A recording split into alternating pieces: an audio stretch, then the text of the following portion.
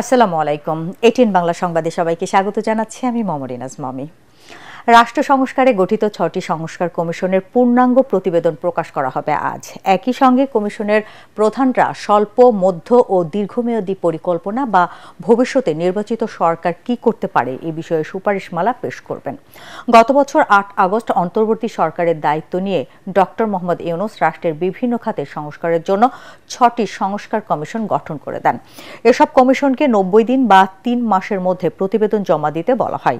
এরপর নির্ধারিত সময়ের ১৫ দিন পর গত ১৫ জানুয়ারি সংবিধান, নির্বাচন কমিশন, পুলিশ সংস্কার ও দুর্নীতি দমন কমিশন দুদক এই ৪টি সংস্কার কমিশনের প্রতিবেদন প্রধান উপদেষ্টার কাছে পেশ করা হয়। অপরদিকে গত বুধবার প্রতিবেদন জমা দেয় জনপ্রশাসন ও বিচার বিভাগ সংস্কার কমিশন। সরকারের পক্ষ থেকে জানানো হয়, আজ সংস্কার কমিশনের পূর্ণাঙ্গ প্রতিবেদন ও সুপারিশমালা রাজনৈতিক দল ও গণ অভ্যুত্থানের পক্ষের শক্তির কাছে পাঠানো হবে। চতুর্থ দিনের মতো ধানমন্ডি ৩২ নম্বরে শেখ মুজিবুর রহমানের বাড়ি ভাঙচুর চলছে। ছাত্র জনতা ও বুলডোজার না থাকলেও নিম্নবিত্তের কিছু মানুষ ভাঙচুর করে রড ও অন্যান্য জিনিসপত্র নিয়ে যাচ্ছে। কৌতূহলী অনেক মানুষ বাড়িটি দেখতে আসছেন, ঘুরে ঘুরে দেখার পাশাপাশি ছবিও তুলছেন। সাধারণ মানুষ বলছে, ইতিহাসের অংশ হতে বাড়িটি দেখতে আসছেন তারা। দেশে আর কেউ যেন ফ্যাসিস্ট না হয় এবং জনগণের বাক স্বাধীনতা কেড়ে না নেয়, ৩২ নম্বরের এই বাড়িটি তারই নিদর্শন হবে বলে মন্তব্য তাদের।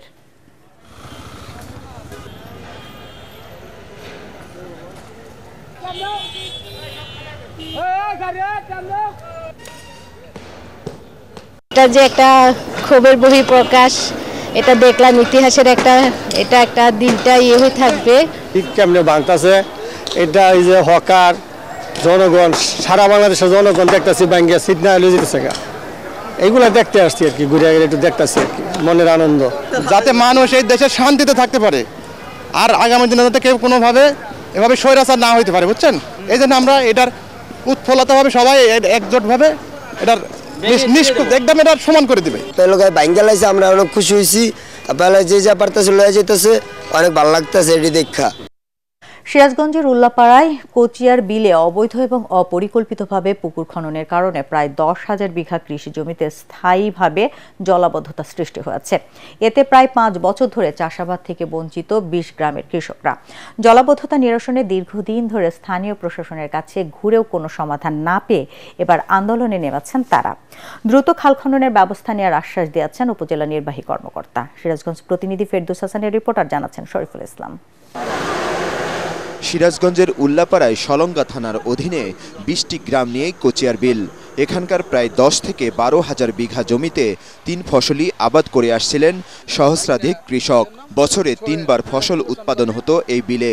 এখানকার উৎপাদিত ফসল ছিল দেশের অন্যতম অর্থনৈতিক চালিকা শক্তি। কিন্তু বিগত সরকারের আমলে বিলে মাছ চাষের জন্য অনেকেই অপরিকল্পিতভাবে পুকুর খনন করেন।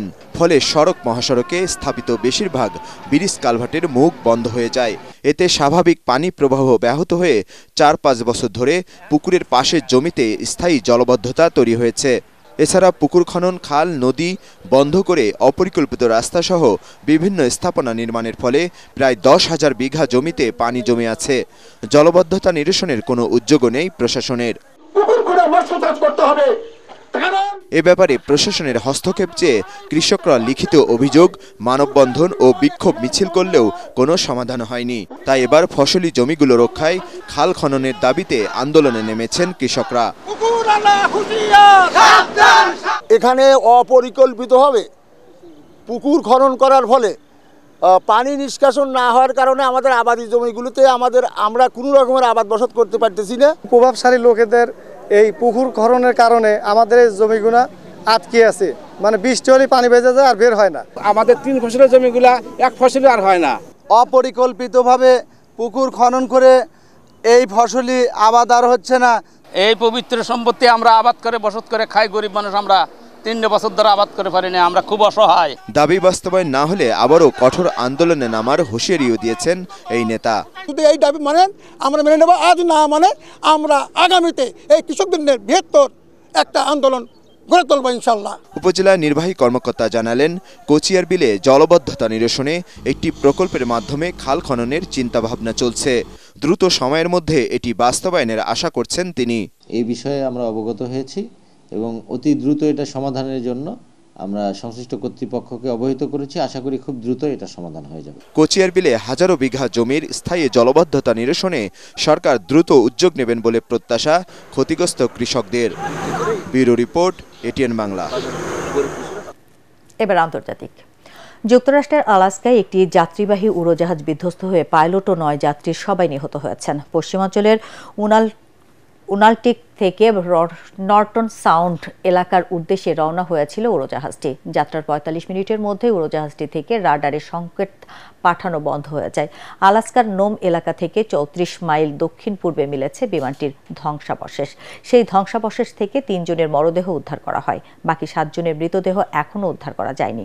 মার্কিন সংবাদ মাধ্যমগুলো জানিয়েছে বিধ্বস্ত উড়োজাহাজটি ছিল মার্কিন বিমান পরিষেবা সংস্থা বেরিং এয়ারের একটি সেশনা ক্যাটাগরির উড়োজাহাজ। খেলার খবর। হ্যারি মাগুয়ের বিতর্কিত গোলে 2-1 ব্যবধানে লেস্টার সিটিকে হারিয়ে FA কাপের 5ম রাউন্ডে উঠেছে ম্যানচেস্টার ইউনাইটেড। নিজের মাঠে ওল্ড ট্রাফোর্ডে খেলার 42 মিনিটে ববি ডি কভারের গোলে পিছিয়ে পড়ে রেড ডেভিলরা, কিন্তু দ্বিতীয়ার্ধের গোল পরিশোধে মরিয়া হয়ে ওঠে ম্যানচেস্টার।